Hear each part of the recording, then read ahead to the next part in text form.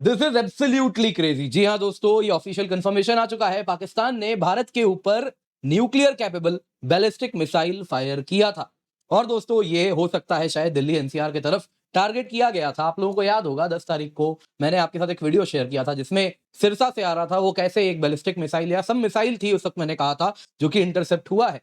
अब दोस्तों हुआ यूं है, इंडियन आर्मी ने एक वीडियो रिलीज किया और उसमें दिखाया था पाकिस्तान ने क्या क्या एसेट्स यूज किए हैं। और उसको अगर आप ध्यान से देखें ना, तो उसमें आपको दिखेगा कि पाकिस्तान ने शाहीन मिसाइल का इस्तेमाल किया था। जी हाँ दोस्तों, ये अगर आप देखें तो वेस्टर्न कमांड ने एक वीडियो शेयर किया है जो आपको मैं अभी दिखाने वाला हूं।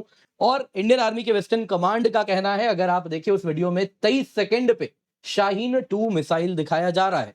दोस्तों, ये कोई ऐसा वैसा मिसाइल नहीं है, ये न्यूक्लियर कैपेबल बैलिस्टिक मिसाइल है। अभी भी हमें नहीं मालूम उस मिसाइल में क्या वॉरहेड था, और शायद वो कभी पता भी नहीं चलेगा कि वो कन्वेंशनल वॉरहेड था या न्यूक्लियर वॉरहेड था, क्योंकि उस मिसाइल को तो हमने मार गिराया। इसी वीडियो में आपको S-400 भी दिखाया जा रहा है, तो ये संभावना बताई जा रही है कि शायद इसको S-400 से ही मार के गिराया गया था। खैर दोस्तों, जल्दी से आप ये वीडियो यहां पे जरूर देखें।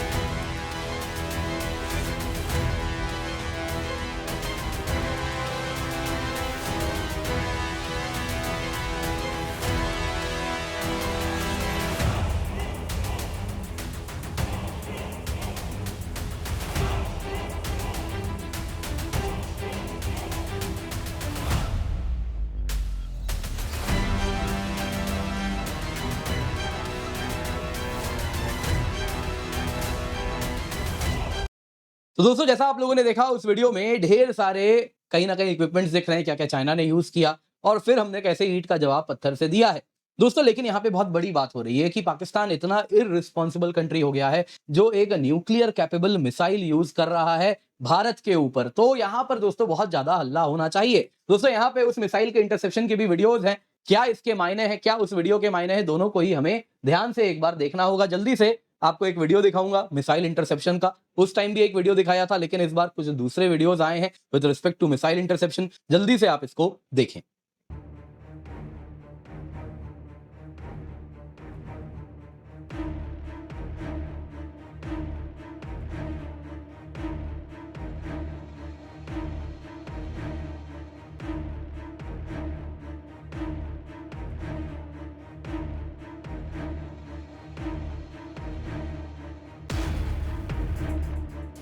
दोस्तों, ये क्या दर्शा रहा है? ये दर्शा रहा है पाकिस्तान के द्वारा ये बहुत बड़ा एस्केलेशन था।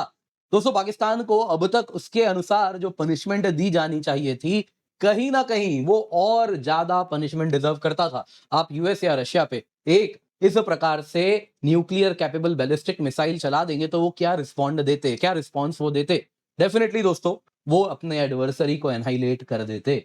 लेकिन दोस्तों, भारत ने अभी भी यहां पर बहुत ज्यादा पेशेंस इस पूरे प्रक्रिया में दिखाई है। क्या हुआ है, आइए जरा इसको जरा हम डॉट्स कनेक्ट करते हैं और बेहतर समझने का प्रयास करते हैं। पर उससे पहले आगे बढ़े, आप लोगों से निवेदन है वीडियो लाइक कर दें, चैनल सब्सक्राइब कर दें, बेल आइकन आप अवश्य दबा दें। दोस्तों, सर्वप्रथम देखते हैं ये वेस्टर्न कमांड का वीडियो क्या दिखा रहा है, क्या क्या इक्विपमेंट्स उसमें दिखाए गए। जैसा आप लोगों ने वीडियो में देखा दोस्तों, उसमें शाहीन बैलिस्टिक मिसाइल आपको यहां पर देखने मिली। उसी वीडियो का ही ये स्क्रीन कट करके मैंने लगाया है। इसके सिवा अगर आप देखें तो चाइनीज A-100 मिसाइल्स दिखे और फतह 2 और फतह 1 मल्टीपल लॉन्च रॉकेट सिस्टम्स भी आपको देखने मिले। ये चाइना ने फायर किए। इंडिया ने बदले में स्मर्च इसी प्रकार का अगर आप देखें तो मल्टीपल लॉन्च रॉकेट सिस्टम है, हमने वो दिखाया उसमें। और अगर आप देखें तो S-400 भी हमने दिखाया है, जो दिखा रहा है कि मोस्ट लाइकली देखिए ये शाहीन के खिलाफ ही यूज हुआ होगा। हालांकि देखिए अभी ऑफिशियल कंफर्मेशन मतलब क्या प्रोसेस था, क्या वहां से फायर हुआ, कैसे वो रोका गया, ये most likely army spokes person आएंगे कुछ दिनों के बाद तब वो बेहतर हमें समझाएंगे। लेकिन वो वीडियो क्योंकि ऑफिशियल आर्मी हैंडल से ही आ रही है, तो वो अपने आप में बहुत कुछ बता रही है कि आप डॉट्स कनेक्ट करके 2+2 4 तो जरूर कर सकते हैं। दोस्तों यहाँ पे अगर हम देखें ना, तो शाहीन के डिब्रीज भी हमने देखे। आप लोगों ने जैसा वीडियो में देखा, जैसे है ना, आप लोगों ने शायद मिटियोर शार देखा होगा, कुछ वैसा ही दिख रहा था। कारण था वो एक बैलिस्टिक मिसाइल था, यानी कि आप अगर देखें तो एक्सो एटमॉस्फेयर से कुछ इस प्रकार से वो सब कुछ गिर रहा था। एटमॉस्फेयर के बिल्कुल ऊपर की परत से मिसाइल जब एंट्री करती है उसको कहते हैं टर्मिनल फेज। जब वो प्रोजेक्टाइल ऐसे हिट कर रहा है और फिर ग्रेविटी से गिरने वाला है, उसी टर्मिनल फेज में सर्टन हो जाता है मिसाइल कहां हिट करने वाला है। उसी वक्त अगर आप देखें तो जो भी सिस्टम होगा, S-400 हो सकता है या कोई भी एयर डिफेंस सिस्टम होगा, उसी टाइम पे मिसाइल को टारगेट करता है और टर्मिनल फेज में मार गिराता है। तो जब टर्मिनल फेज में मार गिराता है तो एटमॉस्फेयर के ऊपर के लेयर से वो गिर रहा है, तो ठीक वैसे ही दिखता है जैसे मिटियोर शार आपको दिखता है। और एग्जैक्टली आपको वही चीज दिखी है। जो विजुअल डिब्रीज आपको दिखे, ये सिरसा से कैप्चर किए गए थे। टर्मिनल फेज इंटरसेप्शन हुआ है मोस्ट लाइकली S-400 का 48 N6 DM या इस प्रकार के ही मिसाइल्स के द्वारा आप अगर देखें तो इसको इंटरसेप्ट किया गया था। वेस्टर्न कमांड के वीडियो में S-400 है, तो हम 2+2 4 कर रहे हैं। यहाँ पे पृथ्वी एयर डिफेंस सिस्टम भी हो सकता है, लेकिन फिलहाल दोस्तों ये क्या है, बस डॉट्स कनेक्ट हो रहे हैं। लेकिन एक बात पक्की है, शाहीन मिसाइल चला था और ये वीडियो भी हमारे पास है जहां पे टर्मिनल इंटरसेप्शन भी दिख रहा है। ये दोस्तों दिखा रहा है कि किस प्रकार से मिसाइल को मार गिराया, फिर वो टुकड़ों टुकड़ों में टूटा, फ्रैगमेंटेशन हुआ और फिर एटमॉस्फेयर में जैसे एंटर करेगा, जस्ट लाइक फ्रिक्शन से वो बर्न करेगा और वही बर्निंग वाला बर्न ऑफ पैटर्न आपको दिखा है। एक चीज क्लियर है, यहां पे दोस्तों बैलिस्टिक मिसाइल को काइनेटिक न्यूट्रलाइजेशन यानी मार के तोड़ के गिराया है, जो आप यहां पे देख रहे हैं। अब दोस्तों यहां पे यदि आप देखें तो इसके क्या मायने हैं। देखिए दोस्तों, एक बात तो सर्टेन है, पाकिस्तान ने बहुत ज्यादा इररिस्पॉन्सिबल एस्केलेशन यहां पे किया था। आप हमारी राजधानी के पास में इस प्रकार का मिसाइल चलाए थे। दोस्तों दुनिया को सवाल पूछना चाहिए था पाकिस्तान से कि ऐसा देश न्यूक्लियर कैपेबल होना चाहिए, क्या इस देश को न्यूक्लियर वेपन्स रखने के अधिकार हैं। दोस्तों ये सवाल अगर आप देखें भारत ने जरूर पूछा, लेकिन भारत के साथ बाकी देश ये चीज नहीं पूछ रहे। यहां पे दोस्तों जानना होगा कि देखिए एक ना एक बात तय है कि ये हमें कभी पता नहीं चलेगा उस मिसाइल में क्या न्यूक्लियर वेपन था या नहीं था, या कन्वेंशनल वॉरहेड्स थे। देखिए most likely it was a conventional warhead, वही उसमें होगा, न्यूक्लियर वॉरहेड नहीं होगा, यही हम मान के चलते हैं। ये लेकिन बहुत बड़ा अगर आप देखें तो एक रेड लाइन है जो पाकिस्तान ने पार किया था। ऐसे बिहेवियर को मैसिव रेट्रीब्यूशन होना चाहिए था।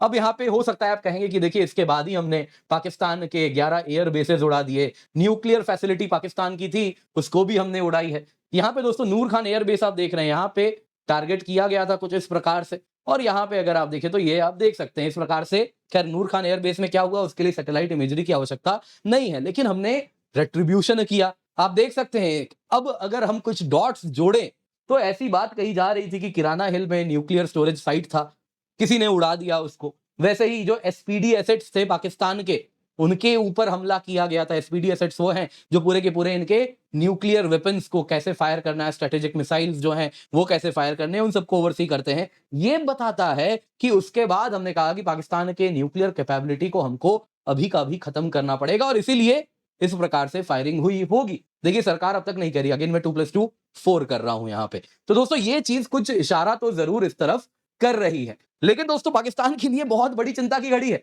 आपको याद होगा पीएम मोदी ने एड्रेस में क्या कहा था। पीएम मोदी ने कहा था ये जो न्यूक्लियर ब्लैकमेल का एरा था पाकिस्तान का वो अब ढल चुका है, न्यूक्लियर ब्लैकमेल अब नहीं चलेगी। इसका मतलब क्या होता है दोस्तों, हमने दर्शा दिया ना शाहीन को इंटरसेप्ट करके कि पाकिस्तान न्यूक्लियर वेपन भी चलाएगा तो भी उसको हम हवा में गिरा देंगे। बैलिस्टिक मिसाइल से ही तो फायर कर रहे हो, प्लेन तो तुम्हारे एंटर कर नहीं पाते हैं।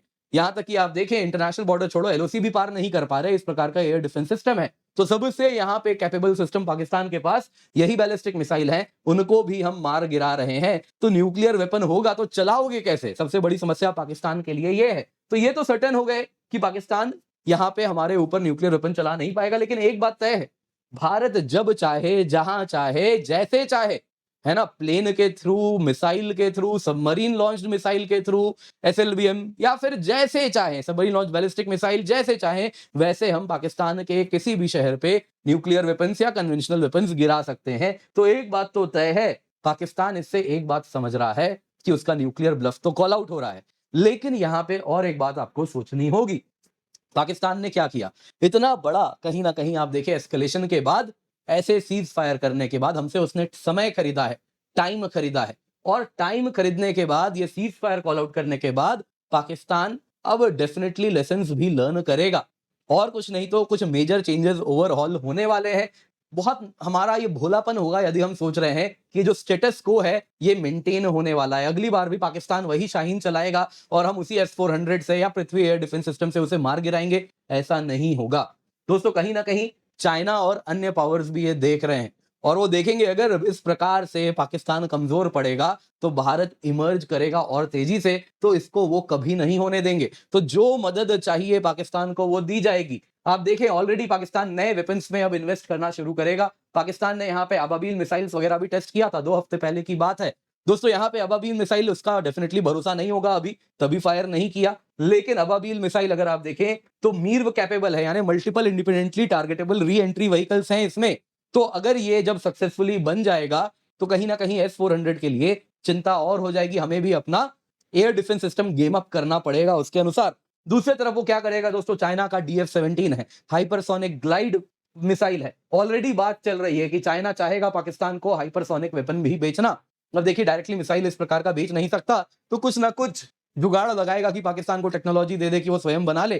तो इसके तरफ भी मूवमेंट होगी हमारे S-400 को मार गिराने के लिए। इसके सिवा अगर आप देखें तो DF-17 उसके पास आ जाएगा तो हमारे एयर डिफेंस सिस्टम्स के लिए भी खतरा बढ़ेगा। यहाँ पे इसी प्रकार से आप देख सकते हैं पाकिस्तान नेवी पे भी खर्च कर रहा है। Pakistan navy submarine launch ballistic missiles की ओर मूव कर रही है। तो ये भी कहीं ना कहीं आप देखें तो उस प्रकार से सबमरीन्स को भी कैपेबल बनाएंगे। तो अगेन वही बात हो रही है, पाकिस्तान बस समय लिया है हमसे, समय लेने के बाद अपना गेम अप करने के बाद वो फिर आएगा। तो हमें भी उसकी तैयारी होनी चाहिए। बाकी आई एम प्रीटी श्योर हमारे आर्म फोर्सेस को तो पूरा इंफॉर्मेशन होगा और वो काफी मजबूती से, काफी कहीं ना कहीं इस पर पैनी नजर बना के तो वो रखे ही होंगे। लेकिन हमारे लिए भी सोचना होगा कि इस प्रकार के देश को कैसे काउंटर किया जाए। इसको ग्लोबली नेम एंड शेम करना बहुत आवश्यक है। इस देश के पास क्यों न्यूक्लियर वेपन्स हों, इस देश ने जिस प्रकार की रेकलेसनेस दिखाई है, बहुत जरूरी है उसे अभी कॉल आउट किया जाए। उम्मीद करता हूं दोस्तों आपको वीडियो पसंद आई होगी, लाइक जरूर कीजिएगा। इसके सिवा आपके आईएएस ड्रीम को पूरा कर रहे हैं flat 60% off plus up to 12 month free extension है। जल्दी से जाएं, पिन कमेंट में लिंक मिल जाएगा, सब्सक्राइब करें। Complete GS plus CSAT plus prelims test series plus mains test series with evaluation आपको मिलता है। सारे ही बैचेस, सारे ही कोर्सेज का एक्सेस मिलता है। आप हिंदी में देखें, इंग्लिश में देखें, बाइलिंगुअल में देखें, जिसमें देखना चाहे आप देख सकते हैं। बाकी प्रीलिम्स क्रैश कोर्स केवल ₹1 में आपके लिए हम लेकर के आए हैं। कारण है दोस्तों, हम चाहते हैं complete current affairs revision 50+ mock test आपको प्रीलिम्स के पहले हम ये प्रदान कर दें ताकि आप इसका मैक्सिमम बेनिफिट ले सकें। जल्दी से जाएं, पिन कमेंट में लिंक मिलेगा। 25 मई तक ही ऑफर वैलिड है, तो इसके साथ आप इसका फायदा उठा सकते हैं।